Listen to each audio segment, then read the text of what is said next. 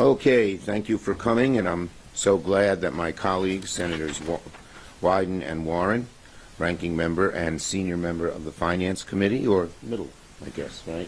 Senior, they're in the middle of the seats there. But the Finance Committee, I tried to get on it in the House for years, with no luck. And then you had to sit next to me. Yeah, that's right. You got on ahead of me. But we're all happy. All right, and so as you know, in the last 3 weeks, the first week we focused on Medicaid rather. Second week on rising costs for families and lost jobs in America. And this third week we're talking about taxes, but they're all related because we all know what they're doing. They're giving tax cuts to the billionaires and hurting, whether it's on Medicaid, on SNAP, on so many other issues, including taxes themselves, hurting the average person, the American family, as you can see. Red, red, red, red, red, red, red, till you get to be rich. So, and for weeks, Senate Republicans promised they'd take their dangerous, unpopular House bill and fix its worst provisions. Senators went home and told their constituents, oh, don't worry, this'll change, that'll change.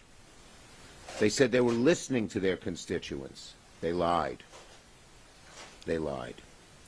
Many of them claimed they would draw red lines on cuts to Medicaid or clean energy or food assistance. But now we know the truth.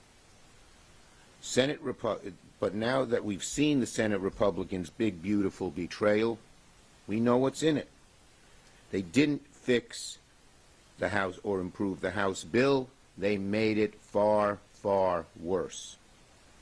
The Senate Republican bill is, simply put, bigger cuts, bigger betrayal. Here are 5 ways, there are many, but I thought I'd point out 5, and please indulge me a minute, that the Senate bill is even worse, more extreme, more destructive, more cruel than the House version. 1, the Medicaid cuts are deeper, with more pain, more people losing their health care. Now it's over $1 trillion. The House bill originally was $880 billion at its peak. 16 million Americans, maybe more, will lose health care. Tens of millions more will have their insurance premiums, health insurance premiums, go way up. So it's going to hurt a large chunk of America, just about all of working class America, and including middle class America. The Republicans in the Senate have loved to talk about protecting Medicaid. A whole bunch of them called it a red line. But with this bill, it's not a red line, it's a dare. Their plan guts health care even more than the House bill. Democrats are happy to work with Republicans to rid Medicaid of any waste, fraud, or abuse. But this isn't that. This is repeal and replace by another name. The Senate bill squeezes hospitals even harder than the House bill. It crushes health centers and decimates rural hospitals. The healthcare sector alone would lose close to 1 million jobs. When you add that to the clean energy job loss, you're pointing at a recession. Second, the clean energy bill. It kills jobs and raises costs. Senate Republicans spent weeks promising everybody, including their governors, including the companies and unions and others who are working in all of this new clean energy manufacturing, that they would change the House bill. Instead, the Senate clean energy proposal is a head fake. They try to make it seem like they're making it better, but they don't, particularly in the core areas of wind and solar. The Senate clean energy bill cuts are every bit as destructive as the House proposal. It phases out credits for wind and solar within 6 months. These phase-outs are a death sentence for clean energy. They're going to send electric bills soaring, kill good-paying jobs. An estimated 850,000 people in the clean energy industry will lose their jobs.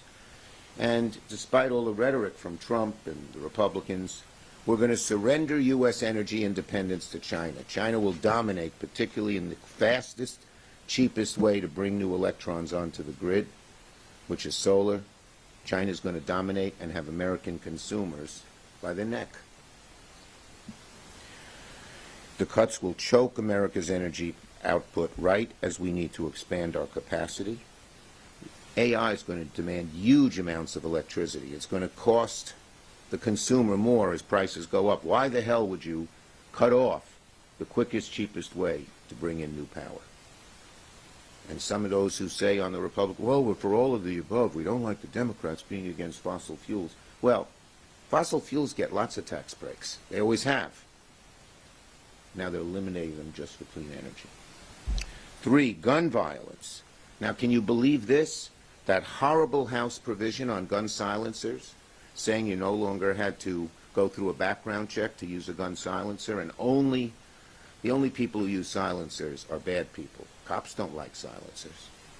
Average citizens don't like silencers. Only somebody who's going to shoot and doesn't want it to be known they're shooting. But they made it worse. I'm the author of the Brady Law. I'm the author of the assault weapons ban. I know the history. And one of the bottom lines for everybody in the past, even Republicans, is that shotguns and rifles should have background checks. Guess what? They took them away in the Senate bill. Years of history and compromise.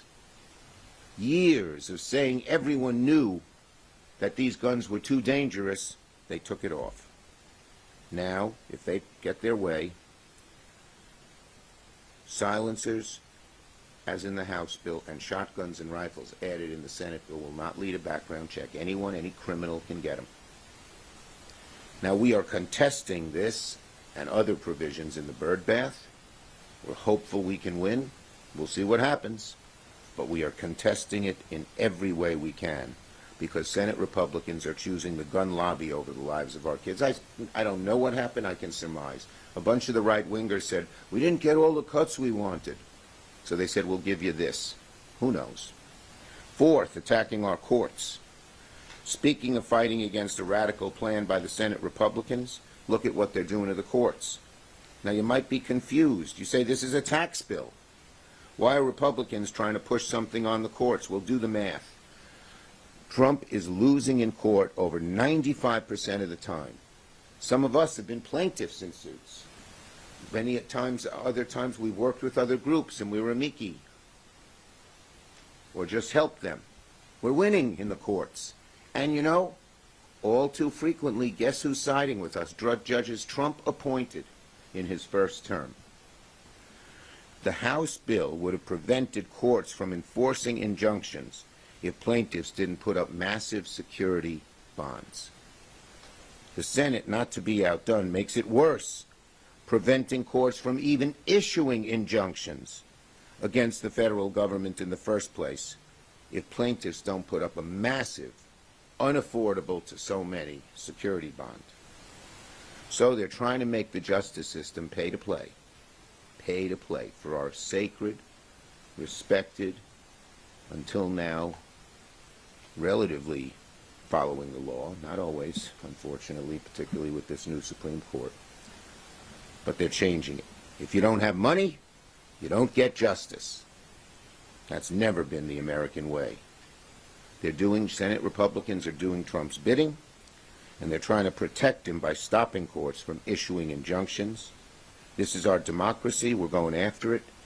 We're not going down without a fight. This and many other provisions, the gun provision and many others, we are challenging with the parliamentarian because we don't think it meets the actual criteria for that. And finally, on taxes, where my two colleagues, members of the Finance Committee, will elaborate. But given all these devastating cuts, you'd have to assume the Republicans would say, okay, we'll lower the national debt. Nope, quite the opposite.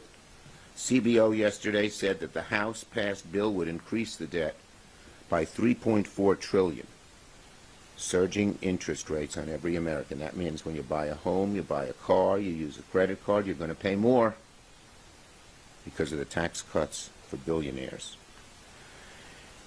Now, it's not even considering the Senate bill. That was 3.4. It's even more generous than the House and locks these tax breaks. And here they are. Look at the very top 10%. Get a nice increase in their income. Look at the others. Poorest people lose $2,500. That's a lot of money for anybody, but if you're poor, it's devastating. Under the so-called middle-class provisions, the wealthiest 0.1% get an average tax cut of $400,000. What does it mean to your family? Fewer benefits, higher costs. We're going to do everything we can with the court of public opinion and in the vote-a-rama process to show the hypocrisy of what the Republicans are doing, and to elaborate on that hypocrisy, we have Ron Wyden. Thank you, Leader Schumer, and good to be with you and Senator Warren. And let me start it this way. It is hard to grasp how anybody could look at the horrible House bill, the one they passed a few weeks ago, and think to themselves, that's not enough class warfare. That's apparently what Senate Republicans think. It is hard to believe that anybody could spend almost $3 trillion on a bill full of tax cuts and somehow increase the poverty rate in America. Senate Republicans found a way to do that too. It is hard to imagine how 53 senators could ignore all the warnings about their agenda kicking off a catastrophic debt spiral and higher interest rates, which will devastate the middle class. They tuned those warnings out too. The more the American people learn about this bill, the worse they are going to feel about it. That's because there's nothing but bad news in it for them, unless they're a corporate executive or somebody who's already fabulously well off. And I get the sense that people who spend their time walking around these Senate corridors have maybe lost sight of the big picture. This is not a normal debate we're having, where the two sides have different approaches, and you talk about the challenges of dealing with a big topic. This goes way beyond 2017, when you had merely handouts to the people at the top, overshadowing the crumbs that were designed to be there for working people.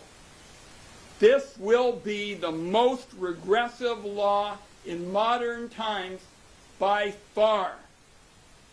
This is trillions in handouts for corporations and the rich, paid for by kicking 16 million Americans off their health care, taking food out of the mouths of millions of hungry kids, and sabotaging clean energy in America. The legislation that came from the Finance Committee that we all worked on, sabotage. Republicans don't have any answers for the single working mom who's terrified of losing her Medicaid coverage or being unable to feed their kids. They have no answers for the solar manufacturers who are about to be put out of business in America, or the thousands of workers whose jobs they're about to eliminate. Last week, the Treasury Secretary, Mr. Besson, came before the Finance Committee for hearing. We asked him about the carnage that I have just described, the damage that this is going to inflict on the American people. We asked him about the new analysis that says that this legislation will cause 51,000 excess deaths per year. What did he do? He just laughed off the Senate Democratic members who asked about this. He refused to engage in a serious way with these questions. The fact is, the Senate bill will drive the vulnerable into misery and drag down the middle class, all for the benefit of those at the very top and the most powerful. By definition, this is class warfare. Caviar over kids, Mar-a-Lago over the middle class, and we are going to be in this fight to fight to block this until the last dog howls. I think, Senator Warren? Yes. Thank you. Thank you, Leader Schumer. Thank you, Ranking Member Wyden. Soon to be chair again. Wait. Your mouth to God's ears. The Republican bill is a twofer. It cuts access to health care for millions of Americans, for babies, for people with disabilities, for seniors living in nursing homes, and is a giant giveaway to billionaires. Republicans get it both. They are able to be cruel to the people who need just a little help to get their health care, to be able to buy groceries for the end of the month, and they manage to make rich people even richer. This bill is another effort for the Republicans to just hand over our nation to the billionaires. I want to call out three particularly filthy provisions that are just tucked down in this bill that illustrate how give it away to the rich guys and take it away from everyone else. The first one is there's a giant giveaway to the oil industry tucked right into the middle of this bill. There's a minimum corporate alternative tax that says once profits reach $1 billion, you got to pay at least 15% on the amount over that. That's true now, if this bill goes through, for every corporation in America except the oil industry. They're going to get a special get out of paying your taxes free under the Senate version of the bill. Why? Because they don't want to pay taxes, and they've been out there making contributions to the Republican Party. Second one, Meta. We all know how Meta's been struggling out there, right? There's a provision tucked in here that says that Meta alone, that one company, can get $15 billion, that's with a B, $15 billion, in order to incentivize them to do research in 2022, 2023, and 2024. Some of you may be doing the math and wondering if they have invented a time machine to go back and add to their research. The answer is no. Instead, evidently what the Republicans have planned is one of those big checks, a single check, that under this bill would be written to Meta for $15 billion simply for existing. And the third one, this bill wants to zero out the Consumer Financial Protection Bureau. And that may be the biggest giveaway of all. Now, we all remember that little agency. That's the one that in about a dozen years managed to uncover more than $20 billion in fraud and cheating and got that money returned directly to consumers. Where did that money come from? It came from giant corporations who want the opportunity to cheat American families again. You take the cop off the beat and say now it will be open season on American families. Squeeze them, cheat them, trick them, track them, however you can, and the Republicans say, have at it. That will be one more boost under this bill.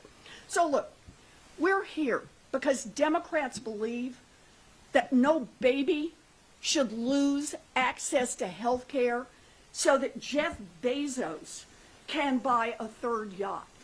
We're here because we believe that no one with disabilities, who needs a wheelchair, who needs a home health aid, should lose that aid, should lose that chair so that Mark Zuckerberg can buy a third island.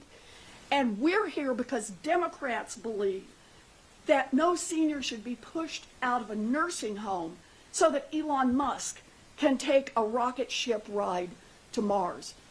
Budgets are about our values. The Republicans have made clear they are willing to throw millions of Americans under the bus so they can help out a handful of their billionaire friends and those billionaire corporations. Democrats are here to fight that. Okay, we'll take some questions on this subject first. Yes. On the issue of taxes, obviously another one of the major changes from the Senate version that was made to the House version is the deduction of the SALT cap. In the House, it was 40,000. In the Senate, it's now back at 10,000.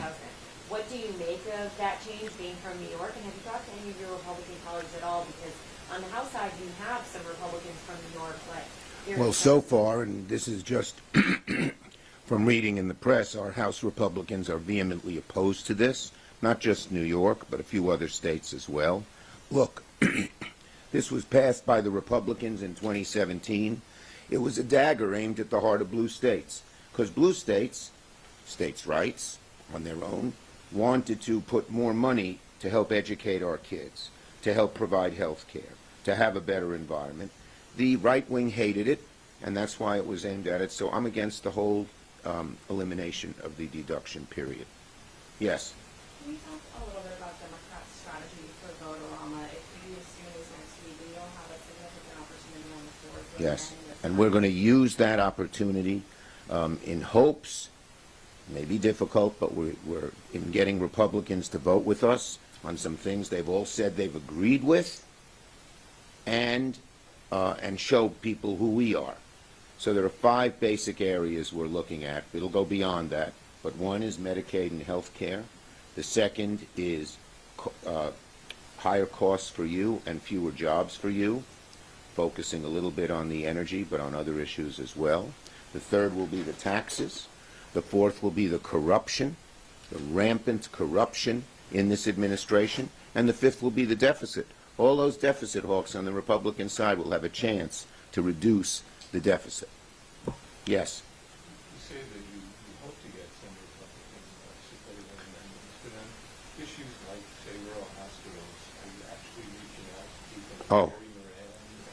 We have a task force that's doing just that, reaching out to the Republican senators. In fact, we're meeting again this evening, this afternoon, and yes, we're reaching out, I have 7 Republican congressmen in my state. I've been in every one of their districts talking about this issue, getting a huge response.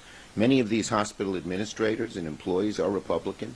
In many of the rural hospitals, they are the largest employer in the county, and in most, they're the only supplier of health care. It infuriates the rural counties, and they tend to be Republican. Go ahead, Ron. Thanks, Chuck. Just wanted to add a point. You know, we lost the big Medicaid fight earlier, really by just 2 votes, actually 1. Josh Hawley voted with us, Senator Collins voted with us.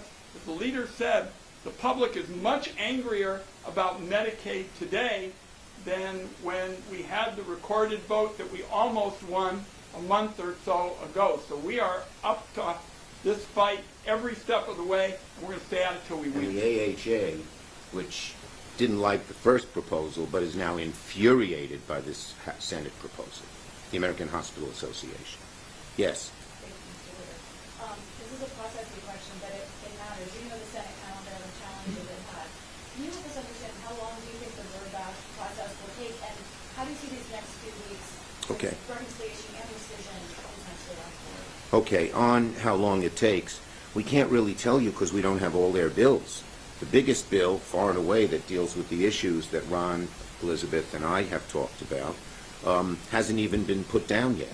So it's hard to tell. But the birdbath process is going to take a while. And I can't see it finishing up, by the end of this week. Okay? Yes? I'm hoping you can give a quick reaction to the Supreme Court ruling that just came in from Tennessee about the law that bans this Supreme Court seems to have forgotten that one of their jobs is to protect individual rights and protect individuals from being discriminated against. It's an awful decision. What can be done for... Well, on the floor we had a bill that the Republicans wanted to take away these rights, and we got, I believe, every Democrat voting against it, so it failed because it needed 60 votes. So we're going to explore every solution. Okay? Last one. What, if any, authority does the President have to act in Iran? Do you plan on backing Senator Kane's War Powers Act resolution or Senator Warren's bill that would prevent funds from being dispersed? Well, Senate Democrats, if necessary, will not hesitate to assert our prerogatives and our ability on this bill. Will you get behind either of those measures? As I said, we will not hesitate. Thank you, everybody. Have you gotten any briefings from the administration on Israel or Iran? Have we gotten any briefings? Yes, we've gotten briefings, and I have requested that we get an all senators classified briefing. Okay? Do you think you'll be successful in getting that? I hope so. I believe we will. I believe we will. Thank you. Thanks, everybody.